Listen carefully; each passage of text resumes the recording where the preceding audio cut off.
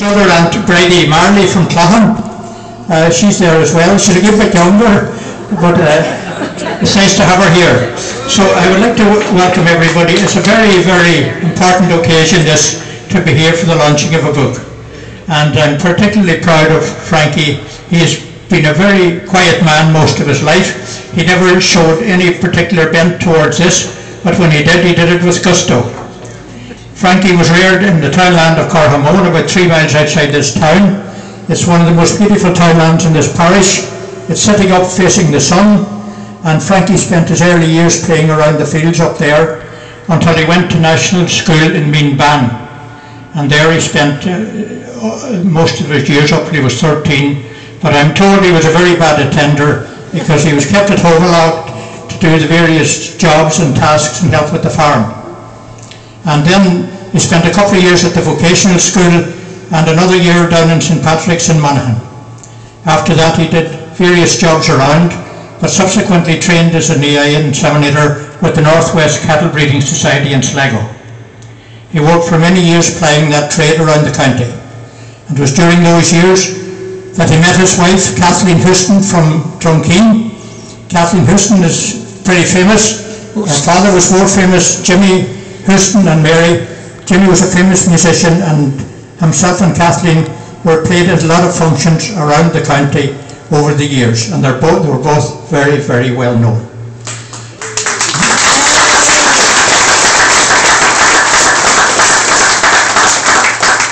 I think Kathleen's the rock for Frankie. And the rest of his well done. Well said. The rest, a lot of us went there, and you'll find, if you knew everything, that she was the first proofreader of this poetry, and she was also the first critic, and maybe the last critic, but there'll be more critics after tonight, of course. And then about 24 or 5 years ago, Frankie brought his family to Dublin, where he started the building trade, and he worked as a plasterer. He saw the rise and fall of the Celtic Tiger, and he records that very well in his book. And it is just fortunate for all of us that maybe he got temporarily unemployed there some time ago, and he got time to put this book together. He used to call to me every so often, and he would have a loose page or two, and he'd have another poem written. And he threw them into the back seat of the car, and you thought that was the end of them. So there must be a room with a lot of paper around Dublin somewhere. His poetry, it's very enlightening, very creative, and most of all, it's based on his own life experiences. A lot of people who write poetry today write akin for academia and that, but Frankie's is based on life experiences. It also includes a lot of folklore and a lot of local history, and I think that is lovely. There's one, I have a few favourite ones. I didn't read them all in the book yet, but Stranraer Fair. Stranraer Fair is nearly a historic occasion now. It's when the fair was held in the streets of Stranraer, and it had been held there for hundreds of years, and maybe up until, I don't know when it finished, maybe about 1960.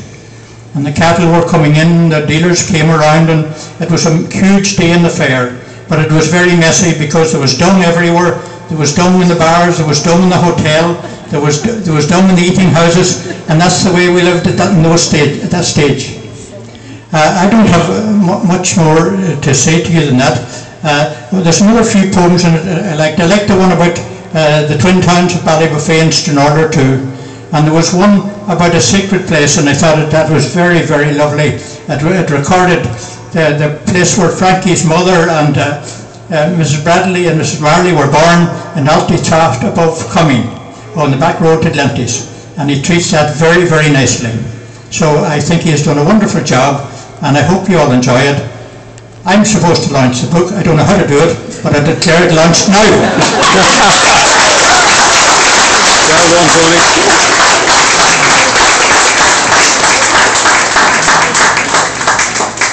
So now I'll ask Aussie Bryson if he'd come up here. He's going to read one of the poems from the book. It's his 80th birthday today, yeah, and he wants to kind of get away early, so he's having a wee party for him at home.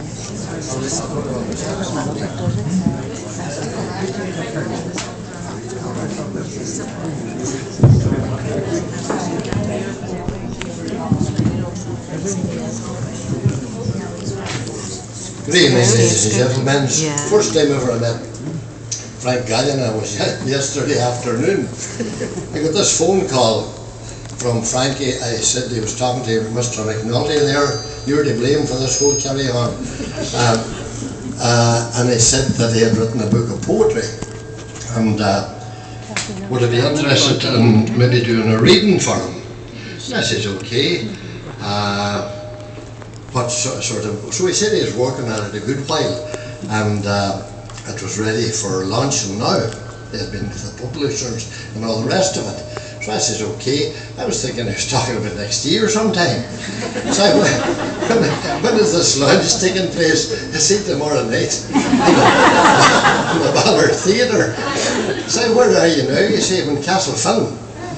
And I says, well, you better come over and see me. So I said, do you have a copy with you? And he says, because normally I'm a slow learner now, and I didn't know what I was taking on or what I was going to take on. So I said, you better come up and see me. So we spent about less than an hour, I suppose, Frank. And I had a look through this wee book, and there were one of the pieces in particular that he thought he would like for me to read.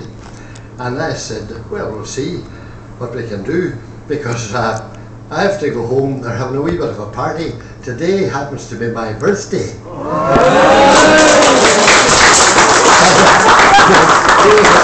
have a big couple of days. I'm 80 today, and we have a big couple of days because tomorrow's our wedding anniversary, and we're 57 years married tomorrow as well. So, and I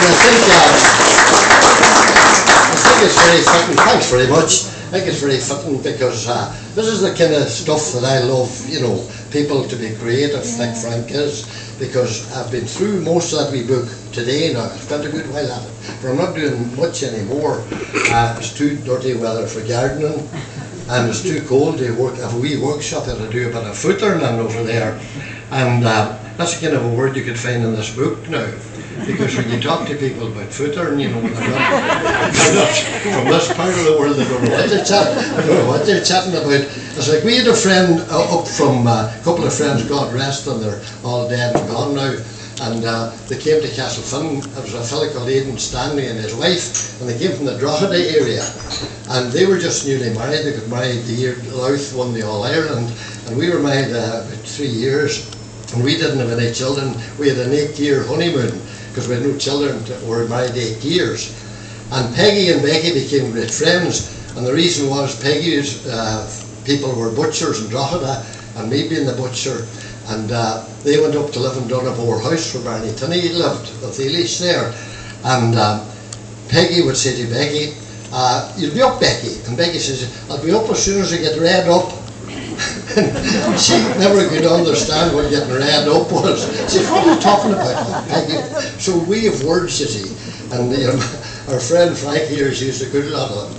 And I can recommend this book to anybody who's interested, even in the history of our country, because the first poem in it is the most comprehensive history of Ireland from the foundation of the state up to the present day that I've read for a good while. And that's the first, it's not the very first one, Frank. And I'm going to read a couple of wee pieces. The first one is a kind of it's a great proof of the observance of the man, and it shows that he has a soul, which a lot of people today don't know what the meaning is, as far as they can make out. You know, The Birds, he called it, The Birds. There was a great film one time, The Birds. Remember all these seagulls attacking the house? It's the most outrageous lot of stuff I ever watched. You are all too young to remember all that kind of stuff, you know. You talk to outfielders, they go up out there. The Birds. Beneath the great grey skies, just after the dawn, as the sun lazily rises, signalling the morn, our world is still silent, we're asleep in our beds. But this is not so for our great feathered friends. First they chitter and chatter, and then burst into song. It may be their way of thanksgiving, for in fact the darkness is gone. Then they exit the hedgerows in orchestral style, some groups fly in curves and the rest in straight lines. They compete for their breakfasts as they gracefully dive in search of a prey in a freshly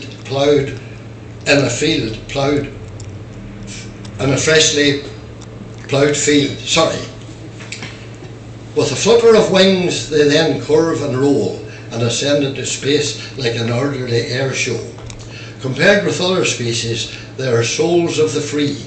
They are boundless in space, on land and on sea. If you're out and about just after the dawn, I'm sure you will witness all of their goings on. First they chitter and chatter and then burst into song as the sun lazily rises, signalling the morn. Isn't that a lovely piece? I think it is.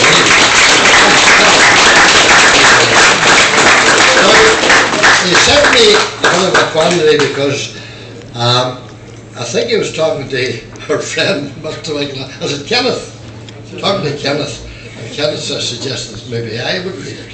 Now Kenneth must think that I'm a bit dyslexic or something, because the way this is written, I'd be a great lover of, for I spent some time in Scotland and got used to the dialect there and the way they talk the words. You know, parts of Scotland they don't talk at all, they sing the words.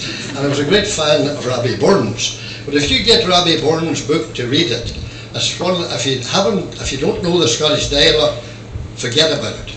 So if you don't know the dialogue of Corachamone, that's not the kind of the place. You're going to be lost this evening, because this is written by a wee boy, or with a wee boy in mind. And the first fella I thought about, one of the great poems was by a woman from Antrim. What is they call her? She wrote a poem called Wee Hughie. Some of the people will be familiar with that. Well, this is the first thing came to mind. But this is the way I had a Wee Hughie altogether. Wee Hughie. It's actually Wee Hughie they call it. This is in Donegal lingo. And it's called My First Day at School. S-C-U-L-E. That's the way you spell it. I was just thinking the other night about the first day I went to school. I was a wee backward caddy, and they told me I would never grow. I never seen many other wains. They were reared behind the wood, just at the chapel on Sunday, or just when the other ones would come. Mammy and Daddy said one day that I must go to school. I got well feared then. I didn't want to go, but they said the guards would come and take me to the industrial school. That was a frightening one, all right? They told me to get ready. I'd be going in September. They didn't send the big sister last year. I saw her in the red.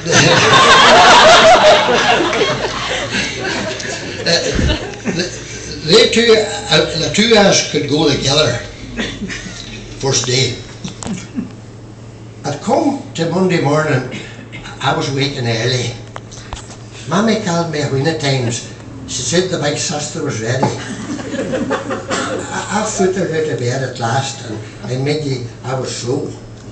I would rather not get up at all, but I knew I had to go. Mammy had the breakfast ready.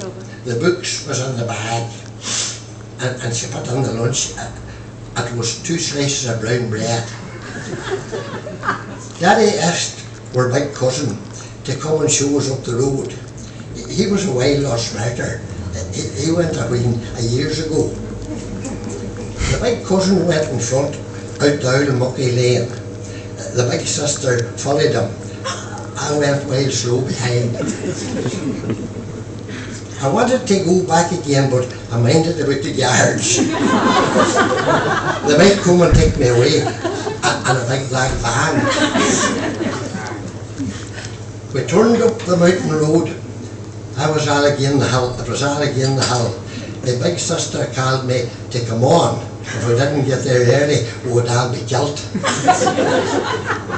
I started walking a wee bit harder, round the Treasure Man's turn. It wouldn't it would nearly cut the jar, your jaw in two, with a coil of long black sword, long black one. The snots was trapping me. But I just soldiered on. I thought again about the guards. I was too feared to go back home. Caddies and cutties come over the field, and others come out the lanes. It wasn't long at all till the whole road was covered with wains. Some of them just looked at me. Some of them just looked at me, and one big caddy said, look at the size of him. Others ones laughed and shook their head. I just walked along the grass. I was feared of looking up.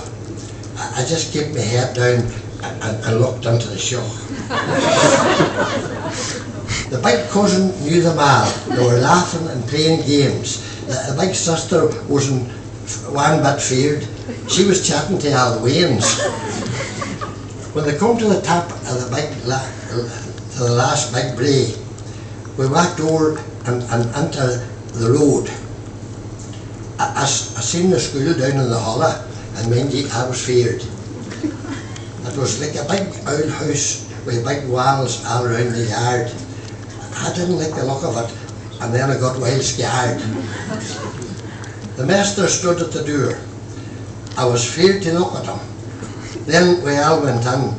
All went wild quick then. You could hear the drop of a pin. Then we all sat down on big long timber sets. The master then come walking in with a wild long rabbit face. He called all the names in Irish, but I didn't know a hit. All the wains started looking at me, and they all began to laugh. I sat up with my mouth wide open, just like a black bull calf. He wrote something on a big black bird with a big white stick of stuff. He started asking questions. One caddy answered wrong, and maybe he got rough. He told him to stand out over against the wall. Whatever this was for, I didn't know at all. I just kept my head down. I was feared he would ask me something, and I wouldn't know at all. There was no time at all till a whole of them was out. Then he lifted a big long stick and told them to come for it. He hit the first caddy in the head, and the way he screwed his face, I knew he must have been hurted. A wee cutty then got one or two, and she began to cry. And the next caddy then came up, and he got 4 or 5. But they were, with every lick he got, he just stuck out his tongue. I was just thinking he must have been used to the horn. Then it come to lunchtime, and we went out to the yard. I went over to the corner and started to eat my bread. The caddies played about, and they looked at others' hands. They were laughing at the slaps they got. Then they started playing games. I just kept my head down because I was feared of them. I wasn't used to a lot of strange names.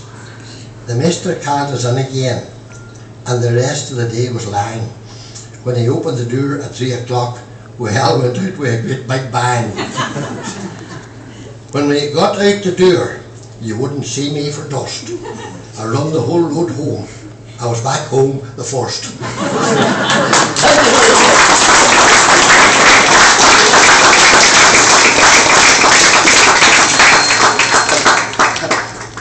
I would dare anybody to learn that and do it by heart. You know, but it is the dialect of the area, and that's great reading. But the people, if anybody in Dublin buys your book, I don't know what they're going to manage here. They just think we talk a different language. I think we're not in the EEC at all.